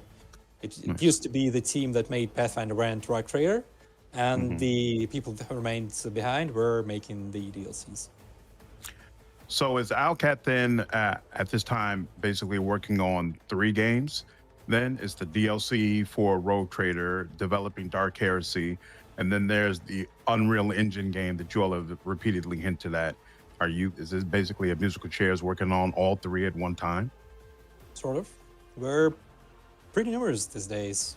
So I don't think we're much smaller than Larian, except that they focus on the single project, at least they did before. And we have like the eggs in different baskets, you know? Right. Interesting. Or not. Okay, I think that is a no. All things in due time. Even the tag priest just blended me out when I was asking that. I love it. I actually sorry, go ahead. Yeah, I just wanted to say that 2 winners have been picked with our bot, but this is not the last giveaway on the stream. We will have more, so just stay tuned. Yeah. And I think we have some fun thing to do right now. Here in me, I got some strings directly from the localization team and the game designer team, which are the abilities for the new archetype, new origin, and the new pets. And right now, I'm gonna ask you to pick a few. First of all, let's pick the category. Let's say, is it gonna be the archetype, the origin, or one of the pets? You remember all 4 pets, so the Cyber Mastiff, the Cyber Eagle, Cyber Raven, or the Service Ghost Worm. And I'm gonna just read aloud one of the abilities for each category, maybe a couple of them, and we may discuss what implications that might have for the mechanics. For Okay. gameplay. So what would you like to see? Cyber Mastiff. Cyber Mastiff. Give me a moment. Slander just took it out of my mouth. It's like, doggo. I might end up running around with 2 dogs on my squad. So, which line from 1 to 64? Never mind the actual number. There is not that many abilities. Just like 37. 27. Okay, you've bumped into Protect. Disclaimer, some of the names or the numbers may not yet be final because they're still doing the minor tweaking. So if something changes, don't kill me. But here's what we go. Whenever an enemy hits this character, the protecting Cyber Mastiff, so you can command the Mastiff to protect him, makes a free melee attack against that attacker, if possible, dealing minus 50% less damage than he usually deals. To make the attack, he can move to any cell adjacent to this character, spending 0 MP. If this character moves, the protecting Cyber Mastiff follows them during the character's turn, spending 0 MP. Wow. So basically, That you is have nice. the follow sort of command. That's So awesome. if I understood this correctly, you can put that command on other characters than the owner of the dog, so to say, like go protect. Yep. Was it? Yep, you Nice. pick a character to protect for your dog, and the dog follows them. Can be yourself as well, I think. So a great way to keep Cabela safe. Because enemies love hitting her up while she's on the front line. You know, my first thought was actually, did they actually keep that in mind while designing it? This needs to be checked. I'm gonna tell the QA team to check that. I mean, that's true because Wow. Cabela is very mobile and she's jumping out. Your around. tech priest, can you please let the QA team know to check that ability with Cabela, with her jump? just in case we... I don't think you can do a chain of dogs. There is a question in the chat because you pick a character, not familiar. Okay, yeah, that makes sense. That makes sense. Absolutely makes sense. Next. Awesome. So 1 second before you move to the next question, I'll just pick to one more question from the chat. So will the Aaron Dembski Bolton novella be available outside of the special edition of Dark Heresy? I believe that it's not. Sarah, correct me if I'm wrong. I'm not sure, to be honest. I think it might be like published later in some way, but I am honestly But not it's sure. not guaranteed. I'm better not lie. I don't know. So Yeah. this is something that we'll find out closer to the actual release date. Probably it's going to be like published shortly before release. I don't know. So we still have some abilities to go. Where do we go? Chat keeps asking for Servo Skulls. Servo Skulls. Okay, I'm going into the document.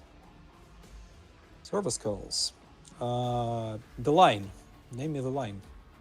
What's the 1 range? to 56. Let's go 43. 43. Self-learning algorithms. While the Overseer is 5 or more cells away from the Servo Skull swarm, the fellowship is increased by the formula, which is 2x familiars int bonus. Ooh, Nice that's fellowship bonus. interesting. That's very, very interesting. Well, that's probably Okay. not as interesting of an ability as the Protect was, but Mhm. that's what we got. Possibilities. Let's go Was next. it Nice. away from the character or within the character's range? 1 second. 5 or more cells away from the Servo Skull swarm. So I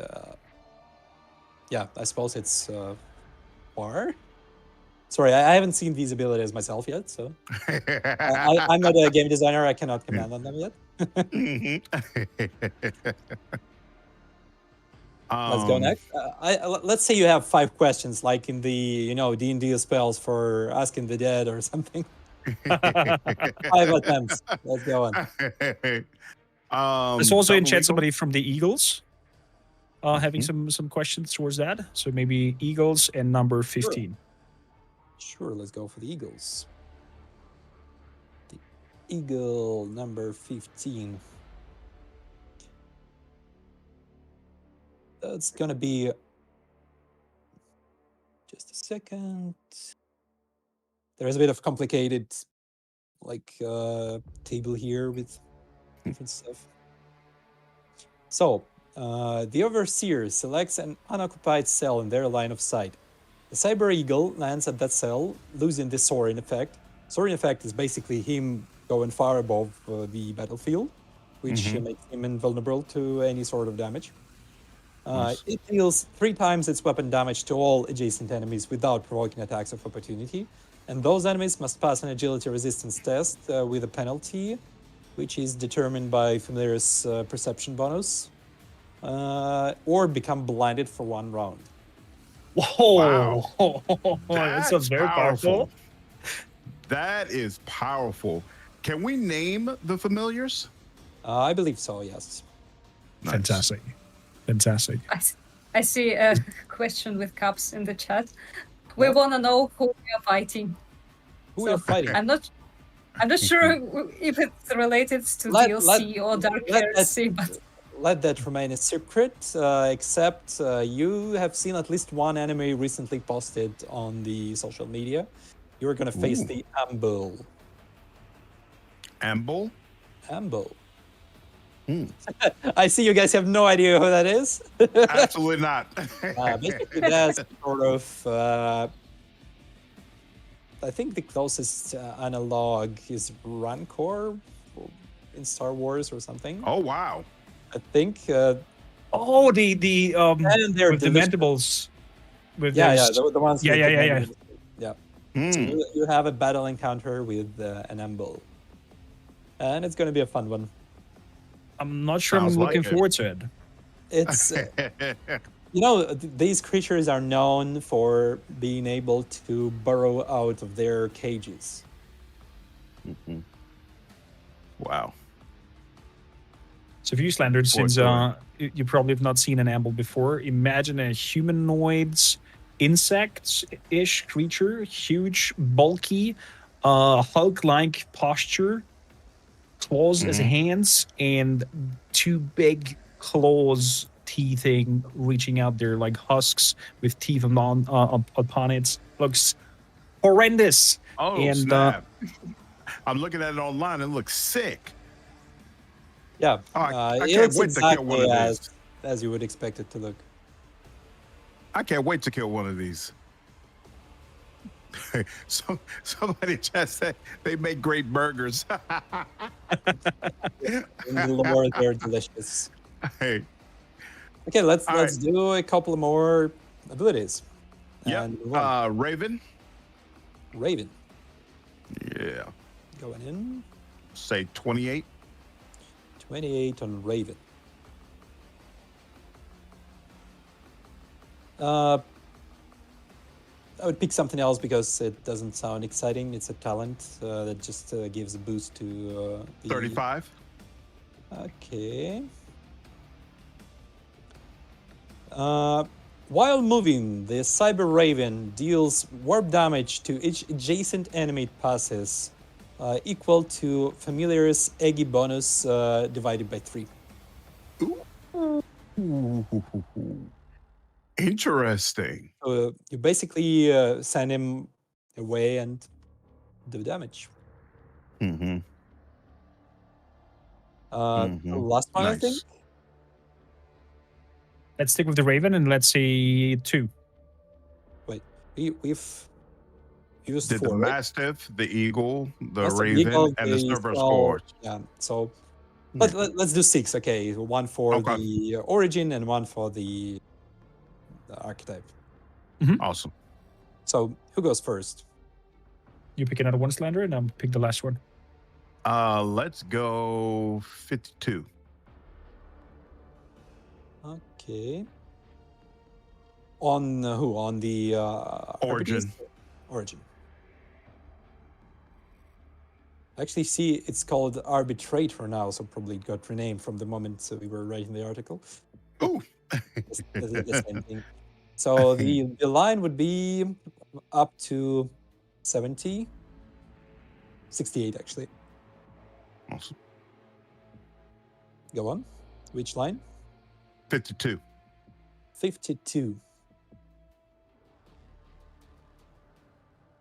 the Arbites physical training. Once per turn, the arbitrator can throw a grenade that does not deal damage on impact. That action costs 0 action points and does not count towards the attack limit per turn. So basically, you get to throw grenades for free. That is very flavor-wise. Thinking of the Arbites. If I remember correctly, there was another talent like universal talent that allowed you to throw grenades as well. So I think this stacks. Oh, nice. I mean, that's very in par with the atmosphere of the Arbites being kind of like the elite police form of throwing out their gas grenades and flashbangs before going in. Absolutely. So, nice. Like nice usually, skills I don't bother that. mess with the grenades, but for the role playing aspect, playing around with grenades makes 100% sense. Yeah, the chat asks, so what's an undamaging grenade? Yeah, stun grenades, blind grenades, that kind of stuff. Fantastic. And the last one, which is going to be the archetype. 5 as a number. Number 6, actually, but Okay. we can go with that. You mean the line? Sorry, I'm Exactly. getting busy a little. Yeah. We're good. Just give me a second. It doesn't want to open for some reason. Just a second. Oh, it's here, yeah. Now, line 5, right? Yes. That would be... I think this is the sort of keystone ability. Okay. So, depending on their familiar's number of wounds, the overseer or the familiar gains a special benefit for 1 round. So depending on the actual... oh my god, there is so many formulas here. Sorry, it's... just jump over the formula. What is? Just tell us what it does. So I'm just gonna skip the formulas. So the next 3 hits against the familiar have their damage reduced by something.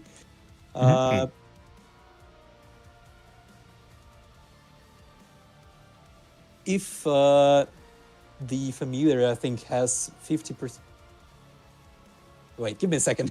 I'll just figure this out. It sounds like an ability that kind of like protects yourself. That's something really complicated, and it has a lot of those tags that are in game turned into the actual formulas, and I'm trying to figure that out. Let's just pick something else. I think that's okay. easy. Just pick them 10. Pick them 10.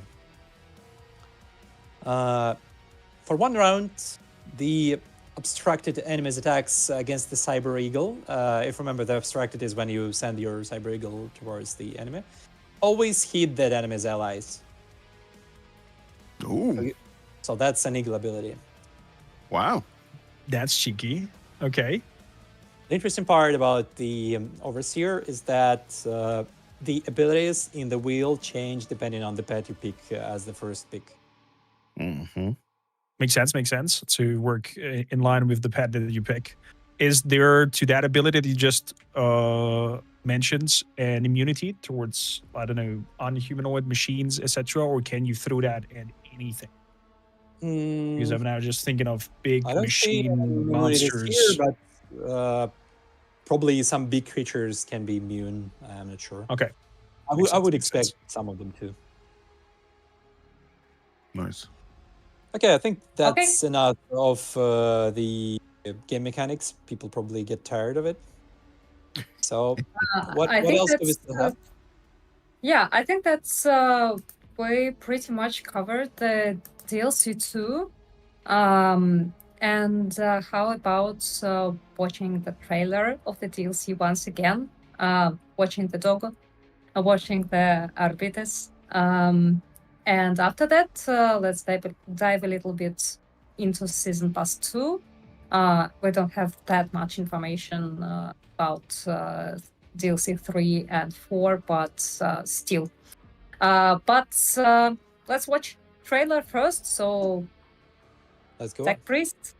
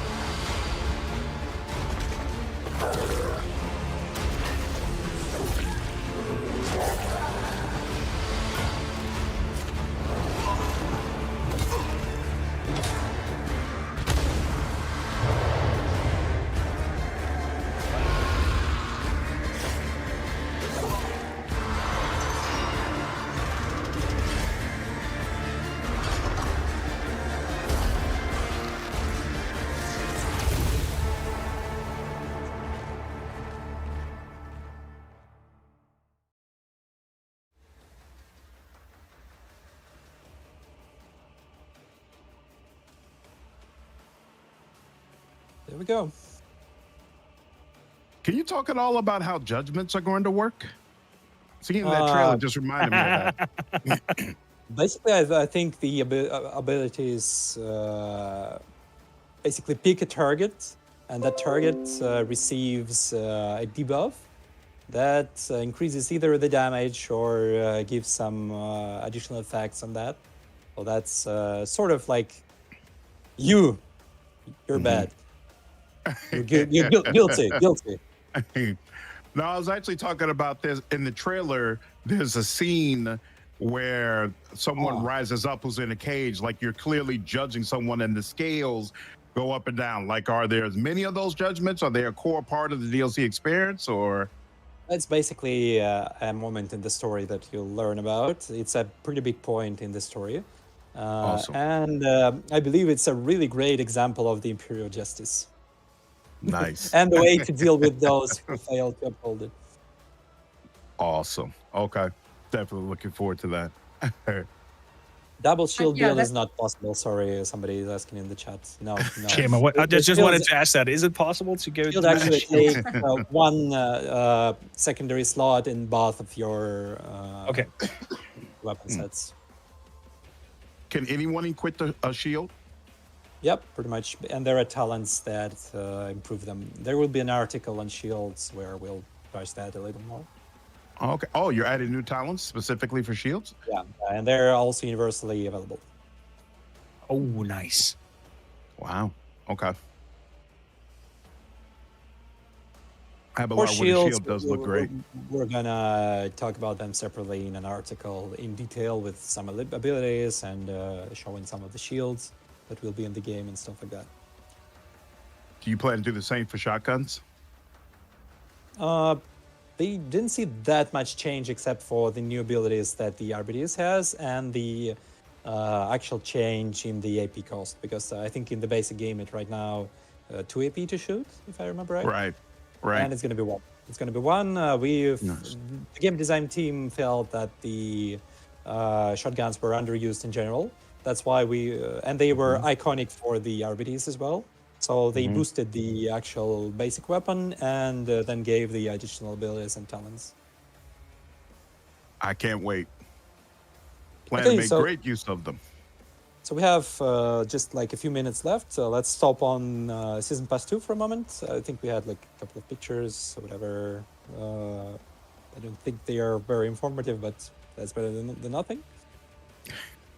Well, I guess Yeah, jump so- to the pictures. Is there? Ooh.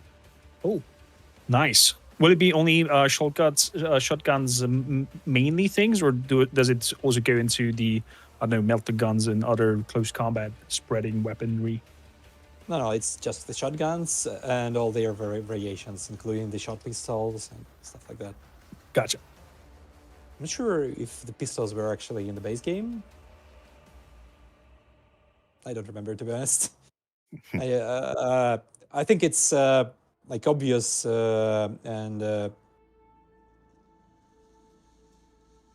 basically it's weird when even the game developer doesn't use them when playing the game, so that means something is wrong there.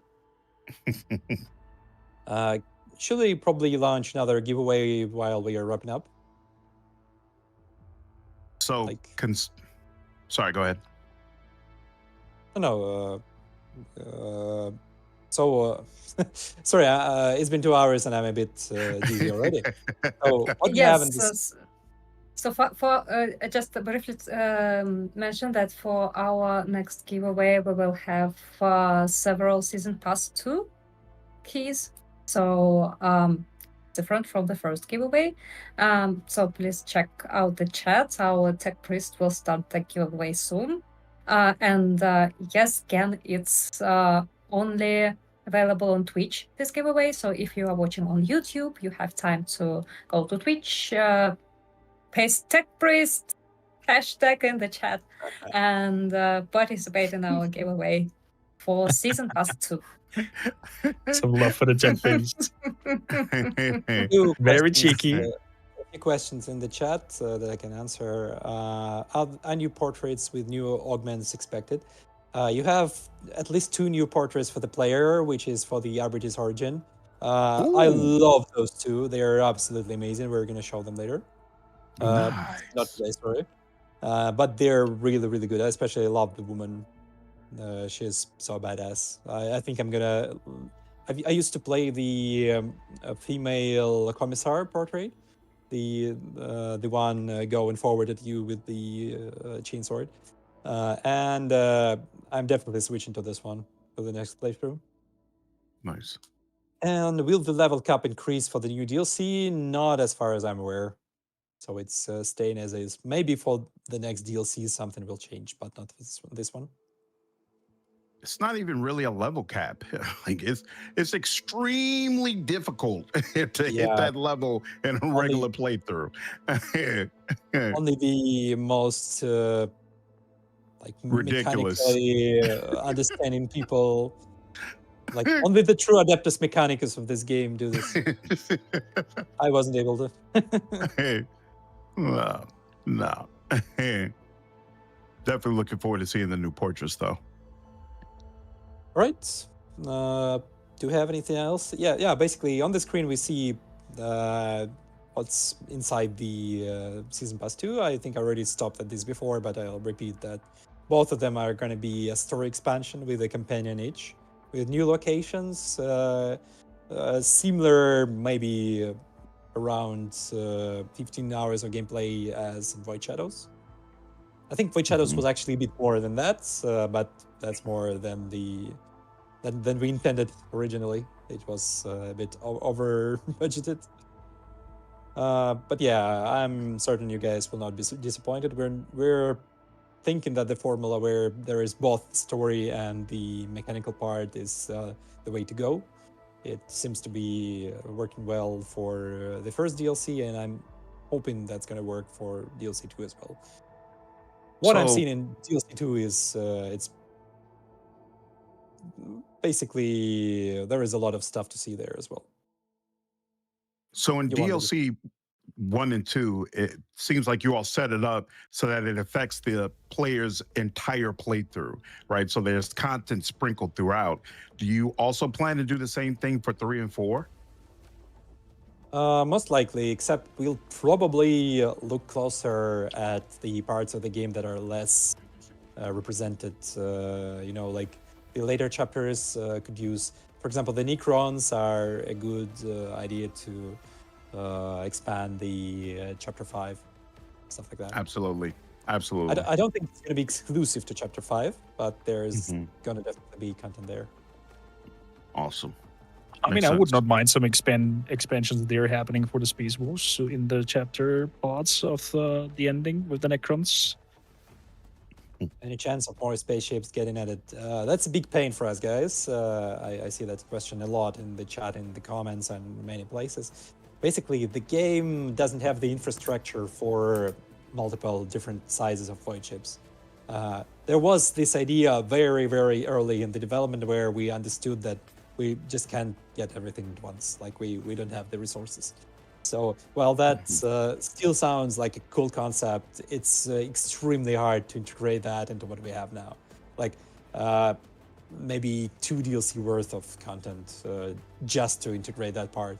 And not everybody is willing to pay like twice the price for a DLC for the part that only expands the void ship combat and everything regarding the void ship. So while like I still deep in my heart hope that's going to happen somehow, maybe in whatever hypothetical DLC 5 or 6, but I wouldn't count on it, honestly, no. Cool.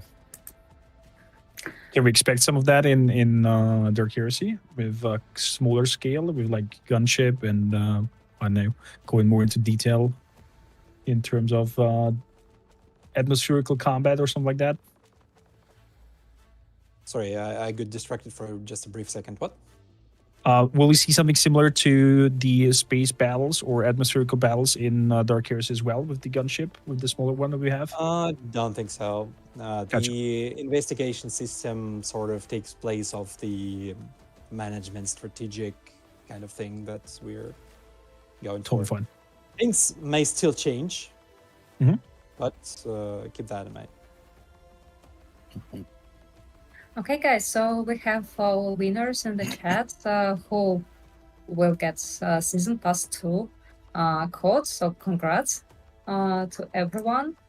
And I think that actually we discussed pretty much it about Dark Heresy and about Lex Imperialis and even about our Season Pass 2 and future DLCs. So I think that now it's time to summarize everything.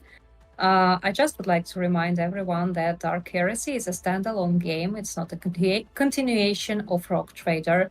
It's just our another Warhammer 40k game, which is far away from its release. But please keep tracking our news because there will be alpha and beta stages for this game, and we will be glad to invite players to try it and give your feedback, because your feedback is very important for us. Speaking about Lex Imperialis, we will have new archetype Overseer and new origin, and DLC is coming out on June 24th. So it's pretty soon. So mark your calendars and prepare to dive into the world of Rogue Trader again. We also showed you beautiful music clip from Jonathan Young featuring our Rogue Trader theme. So and we actually will replay it once again after we wrap up, just Louder. so you can Louder this time. louder. Yes, so you all wake up and listen to this musical piece once again. Hope you liked our surprise that we prepared for you. And that's actually it. So I would like to thank our guests today, Kormakr and Slender. Thank you very much for joining us and for participating in our discussion for 2 hours, and actually more before we, we met It was a earlier. Yes, so we are talking together for 3 hours, and thanks a lot, Starok, for bringing so much useful information. I know that we were not able to answer all the questions in the chat, but I hope for your understanding, because more details will be revealed step by step in the nearest future and far beyond. So guys, I'd like to give you opportunity to say final words, either about Dark Heresy, either about any of our announcements, or just in general for our audience, for Warhammer fans. And after that, we will end our stream for today. Go on, guys. Sorry, go ahead. You all already know I'm super excited about these announcements, and I'm going to be all over it. We will start a brand new live stream playthrough of Rogue Trader when the new DLC comes out, and I will continue to cover everything that comes out about Dark Heresy. Super excited. Owlcat has not let me down yet with any of their releases, and I'm really excited about everything that they're doing. So really appreciate them bringing me on to this live stream. I had a great time talking about all of the new exciting announcements. I hope you all enjoyed it as well, and look forward to seeing you all in future videos. Kormakrr. And with that, I can only, kind of like copycat you there. And just tell everybody to check our channels out, see 2 contrasts of a new playthrough when the Lex Imperialis update drops. A lot of content around Dark Heresy and the new updates. And I'm very curious what kind of outcome we'll get. I'm very curious what kind of storyline we'll get. And once again, thank you kindly for joining us, being here with us, and happy further Warhammer nerding. Thank you so much, guys. You're so energetic, so cool to talk with. I've had an absolute enjoyment for the last 3 hours, because we talked a bit before the stream itself. And I think I have the phrase I want to and this conversation with is that you all have an absolutely fantastic day.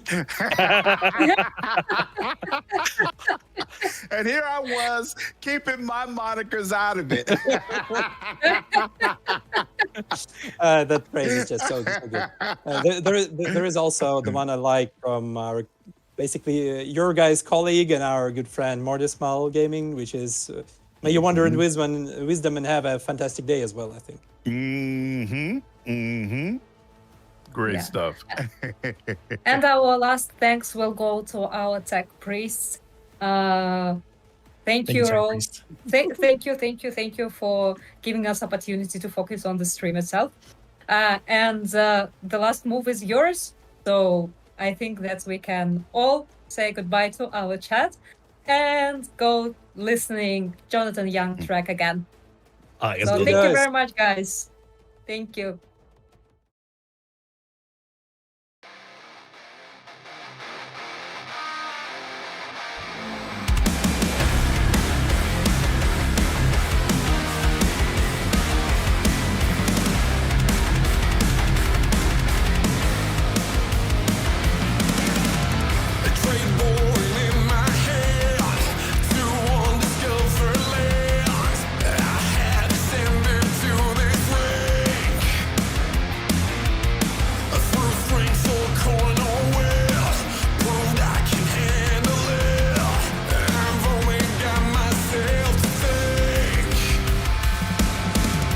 And in this galaxy of fear